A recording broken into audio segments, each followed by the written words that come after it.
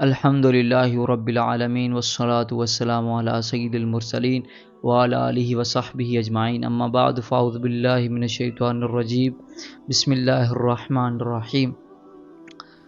السلام علیکم سامعین و ناظرین، میں ہوں آپ کا میزبان نواز علی قادری۔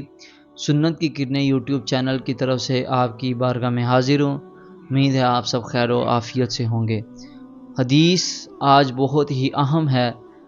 حدیث کو امام علی بیان فرماتے ہیں کہ رسول اللہ نے ارشاد فرمایا، اور حدیث کو امام ہندی نے کنز العمال میں روایت کیا۔ امام ابن حجر حیتمی المکی نے الصواعق المحرقہ کے اندر روایت کیا۔ حدیث کیا ہے؟ رسول اللہ نے ارشاد فرمایا، حبی و حب اہل بیتی نافع فی سبعۃ مواطن۔ حضور نے ارشاد فرمایا کہ میری اور میری اہل بیت کی محبت 7 مقامات پر فائدہ دے گی۔ کون کون سے؟ فرمایا احوالہن عظیمہ، یہ وہ 7 مقامات ہیں جن کی ہولناکیاں بڑی عظیم اور بڑی شدید ہیں۔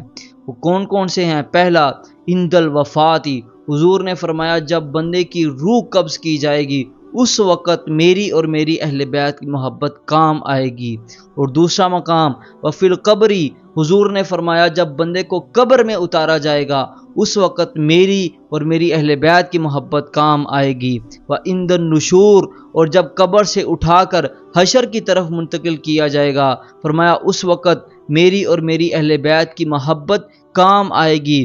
وعند الکتاب، اور جب اس کے ہاتھ میں نامہ اعمال دیا جائے گا، فرمایا اس وقت میری اور میری اہل بیت کی محبت کام آئے گی۔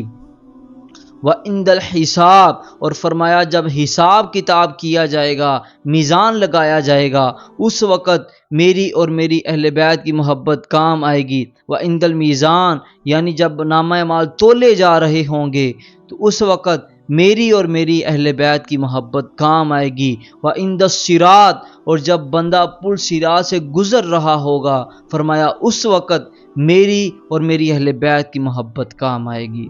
تو یہ وہ 7 مقامات ہیں جن پر رسول اللہ کی محبت بھی کام آئے گی اور رسول اللہ کی اہل بیت، رسول اللہ کی آل کی محبت کام آئے گی۔ اللہ تعالیٰ سے دعا ہے کہ اللہ ہمیں رسول اللہ صلی اللہ علیہ وآلہ وسلم سے اور آپ کی اہل بیت سے سچی اور پکی محبت عطا فرمائے۔ آمین۔ وما علینا الا البلاغ المبین۔